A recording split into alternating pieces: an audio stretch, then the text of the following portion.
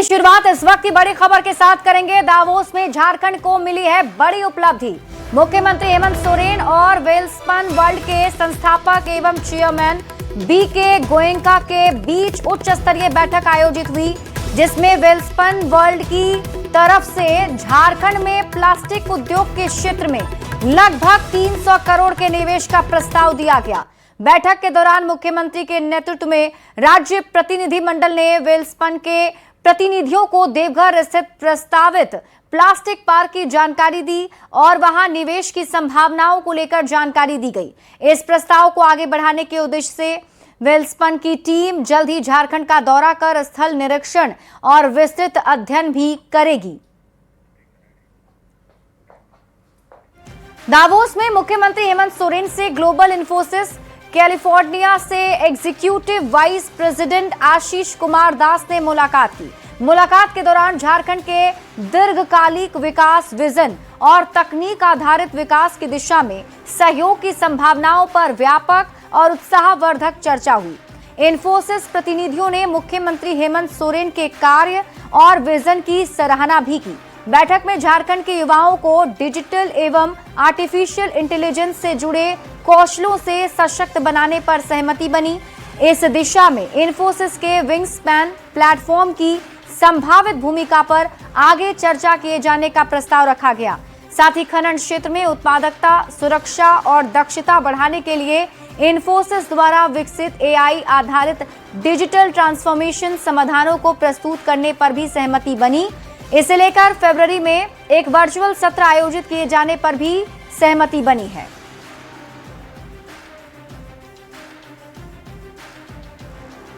बढ़ते हैं आगे और बात अगली खबर की। चाईबासा सदर अस्पताल का ब्लड बैंक एक बार फिर गंभीर सवालों के घेरे में है। क्यों यहां संक्रमित ब्लड ने एक परिवार को उजाड़ दिया? एक ही परिवार के 3 सदस्य, महिला, उसके पति और बच्चा एचआईवी पॉजिटिव पाए गए। आरोप है कि जनवरी 2023 में महिला की सी सेक्शन डिलीवरी के दौरान चाईबासा ब्लड बैंक से चढ़ाए गए खून की वजह से यह संक्रमण फैला है। मामला सामने आने के बाद एक तरफ जहां स्वास्थ्य विभाग सवालों के घेरे में है, वहीं दूसरी तरफ इस सियासी पारा भी इससे हाई हो गया है। ये रिपोर्ट देखिए।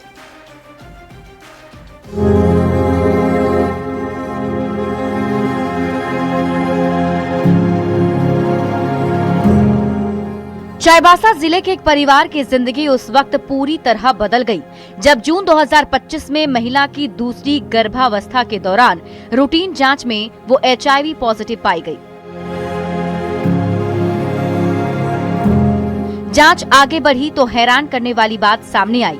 महिला के पति और उनका बच्चा भी एचआईवी संक्रमित पाए गए। परिवार का दावा है कि जनवरी 2023 में पहली डिलीवरी के दौरान महिला को चाईबासा सदर अस्पताल के ब्लड बैंक से खून चढ़ाया गया था। वही खून एचआईवी संक्रमित था। इस मामले के सामने आने के बाद चाईबासा सदर अस्पताल प्रशासन ने पीड़ित परिवार को बुलाया है। लेकिन सवाल ये कि जिस ब्लड बैंक पर पहले भी थैलीसीमिया पीड़ित बच्चों को संक्रमित खून देने का गंभीर आरोप लगा हो, वो अभी तक बंद क्यों नहीं हुआ?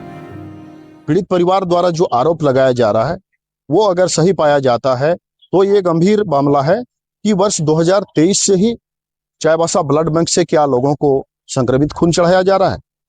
और ऐसी स्थिति में ये भी बड़ा सवाल है कि जिले के सैकड़ों कितने लोगों को जो मरीज यहाँ पर इलाज के लिए आते हैं और इसी ब्लड बैंक से खून चढ़ाया जाता है, तो क्या और भी कितने लोग इसमें संक्रमित होंगे। मामले ने राजनीतिक रंग भी ले लिया है। बीजेपी प्रदेश अध्यक्ष बाबूलाल मरांडी ने सोशल साइट एक्स पर पोस्ट कर सीबीआई जांच की मांग की है। उन्होंने सवाल उठाया कि जिस ब्लड बैंक को बंद करने के आदेश दिए गए थे वो अब तक कैसे संचालित हो रहा है। तो ये तो एक तरीके से हत्या का प्रयास है और ये सरकार ने रस्म अदायगी की थी सिर्फ कुछ लोगों को सस्पेंड करके। इस मुद्दे पे एफआईआर दर्ज क्यों नहीं हुआ? ना तो बच्चों के मुद्दे पे, ना तो इस परिवार के मुद्दे पे। हम मांग करते हैं कि अविलंब इनको डिसमिस किया जाए नौकरी से। किसी के जान के साथ खिलवाड़ किया है और एफआईआर हो। वहीं कांग्रेस ने इन आरोपों को राजनीति से प्रेरित बताया है। कांग्रेस का कहना है कि राज्य सरकार मामले को गंभीरता से ले रही है और जांच के बाद उचित कार्रवाई की जाएगी। स्वाभाविक तौर पे ये गंभीर बात है और माननीय मंत्री की लगातार संजीदगी के बावजूद, माननीय मंत्री की लगातार प्रतिबद्धता के बावजूद अगर अधिकारियों की लापरवाही से अगर इस प्रकार का कृत्य हो रहा है तो स्वाभाविक तौर पे ये चिंता का विषय है। और हमें लगता है कि ऐसे मामलों पे राजनीति नहीं होनी चाहिए, बल्कि ऐसे मामलों को गंभीरता से देखना चाहिए। फिलहाल सबसे बड़ा सवाल तो यही है कि क्या चाईबासा सदर अस्पताल का ब्लड बैंक वाकई लोगों की जान से खिलवाड़ कर रहा है, और अगर आरोप सही हैं, तो इसकी जिम्मेदारी कौन लेगा। चाईबासा से न्यूज़ 18 के लिए रुपेश प्रधान के साथ रांची से निरंजन सिंह की रिपोर्ट। वहीं मामला सामने आने के बाद स्वास्थ्य विभाग अलर्ट हो गया है। रांची से स्वास्थ्य विभाग की टीम जांच करने चाईबासा सदर अस्पताल पहुंची। टीम ने मौके पर सिविल सर्जन और अन्य अधिकारियों से मामले की जानकारी ली है। ब्लड बैंक से संबंधित फाइलों की जांच भी की गई है। तो चाईबासा से बड़ी खबर आपको बता रहे हैं। एक्शन मोड में स्वास्थ्य विभाग की टीम नजर आ रही है। रांची से ये टीम चाईबासा सदर अस्पताल पहुंची, जहां टीम ने मौके पर सिविल सर्जन और अन्य अधिकारियों से मामले की जानकारी ली है। ब्लड बैंक से संबंधित फाइलों की जांच की ले गई है। बिंदुओं तो वही लोग जब बता पाएंगे। हम लोग के यहाँ तो जो अखबार में प्रचार हो गया उसी के चलते टीम आई थी। क्या क्या कुछ दिशा निर्देश या आदेश? अभी तक तो कोई आदेश नहीं है। रिपोर्ट ये लोग एसीएस सर को सौंपेंगे, उसके बाद सर का जो आदेश होगा वही किया जाएगा। मेरे द्वारा एक टीम गठित कर चाईबासा भेजा गया है और वो 3 साल पहले उसकी सिजेरियन हुई थी, जहाँ तक जानकारी मिला है, और उसी समय चांसेस है जो वो संक्रमित हो गया था। उनके हस्बैंड पति भी संक्रमित हैं, उसके डिटेल्स रिपोर्ट आने दीजिए तो आपके साथ शेयर करेंगे। अब वो जो क्लाइंट जिनके बारे में बात कर रहे थे, हो सकता है वो प्राइवेट सेक्टर से कहीं ब्लड ट्रांसफ्यूजन हुआ हो या प्राइवेट सेक्टर में उसके सेरोलॉजी कराया गया हो, वो सेरोलॉजी पॉजिटिव आया हो। तो ये हम लोग का एक कोऑपरेशन की ज़रूरत होगा। आपके माध्यम से ही भी हम लोग मैसेज देना चाहेंगे, जो प्राइवेट एंड पब्लिक जो पार्टनरशिप की बात होती है, वो हेल्थ सेक्टर में एक जिस तरह के गाड़ी का गियर और इंजन होता है ना, वो दोनों मिल करके काम करें, तभी हेल्थ सेक्टर और आगे जाएगा और ह्यूमन लाइफ का एक्सपेक्टेंसी और बढ़ेगी। पश्चिम सिंहभूम चाईबासा जिले के एक परिवार के 3 सदस्यों के HIV संक्रमित पाए जाने के बाद इस परिवार द्वारा चाईबासा ब्लड बैंक पर HIV संक्रमित खून चढ़ाए जाने का आरोप लगाया गया है। और इस मामले में आज स्वास्थ्य विभाग की रांची की टीम जांच करने के लिए चाईबासा पहुंची। देर शाम करीब 5 बजे यह टीम यहां पर पहुंची और 1 से 1.5 घंटे तक यहां पर जांच पड़ताल इस टीम ने किया। इस टीम में 6 सदस्यों की टीम थी, जिसमें एड्स कंट्रोल के साथ साथ स्वास्थ्य विभाग के निदेशालय और सदर अस्पताल रांची के डॉक्टर थे। इस टीम ने यहां पर सिविल सर्जन और अन्य अधिकारियों से पूरे मामले की जानकारी लेने के साथ साथ ब्लड बैंक से जुड़े फाइलों की जांच पड़ताल की। हालांकि इस टीम ने जांच पूरी कर बाहर निकलने के बाद मीडिया को कोई भी जानकारी देने से साफ इनकार किया। सिविल सर्जन जो चाईबासा की है डॉक्टर भारती मिश्र, उन्होंने कहा कि कई बिंदुओं पर इस टीम ने जांच किया है और आगे जो भी इस मामले में दिशा निर्देश मिलेगा उस आधार पर आगे की जांच होगी। अब देखना यह है कि आगे इस मामले में क्या बातें सामने आती है और जांच में आगे क्या खुलासा होगा। रुपेश प्रधान, न्यूज़ 18 चाईबासा। और अब बात करते हैं जेल में बंद कुख्यात मयंक सिंह की। अब कई राज्यों की पुलिस उसके गुनाहों का हिसाब किताब लेने के लिए तैयार है। गैंगस्टर मयंक सिंह से फिलहाल छत्तीसगढ़ पुलिस सवाल जवाब कर रही है। पंजाब और राजस्थान सहित कई राज्यों की पुलिस भी रिमांड पर लेकर पूछताछ कर सकती है। ये रिपोर्ट देखिए। गैंगस्टर मयंक से सवाल जवाब, कई राज्यों की पुलिस लेगी गुनाहों का हिसाब। गैंगस्टर बोलेगा, राज खोलेगा।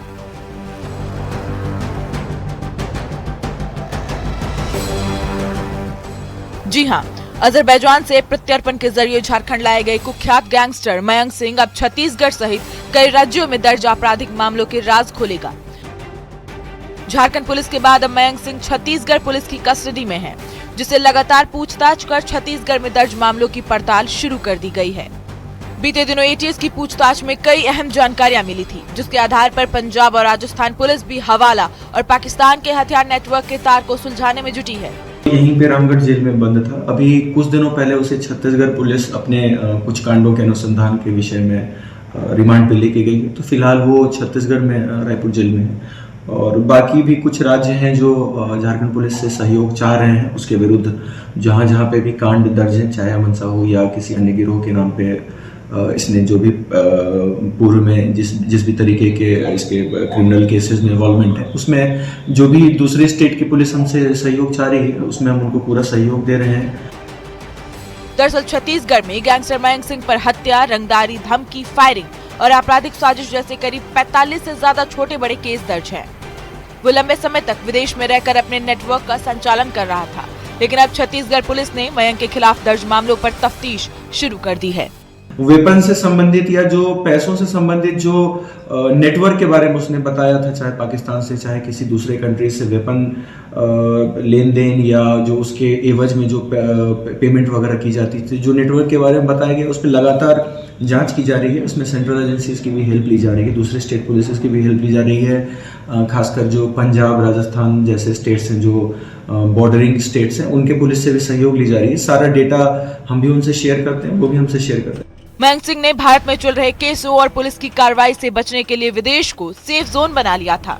अजरबैजान में बैठकर वो व्हाट्सएप कॉल, वीओआईपी और इंटरनेट आधारित कम्युनिकेशन के जरिए अपने गैंग को डायरेक्ट कर रहा था। झारखंड एटीएस और राज्य पुलिस ने टेक्निकल इनपुट, इंटरनेशनल कोऑपरेशन और लंबी प्रक्रिया के बाद उसे अजरबैजान से प्रत्यर्पित कराया। सुरक्षा एजेंसियों का मानना है कि मयंक के जरिए न सिर्फ उसके गिरोह बल्कि उससे जुड़े अंतर्राज्य और अंतर्राष्ट्रीय नेटवर्क के कई परतदार राज खुल सकते हैं। फिलहाल छत्तीसगढ़ पुलिस की पूछताछ और आगे की कानूनी कार्रवाई पर सभी की नजर है। आने वाले दिनों में अन्य राज्यों की टीमें भी मयंक की रिमांड लेने की कोशिश करेंगी ताकि अपने अपने राज्यों में दर्ज मामलों की गुत्थियां सुलझाई जा सके। न्यूज़ 18 के लिए रांची से संवाददाता ओम प्रकाश की रिपोर्ट।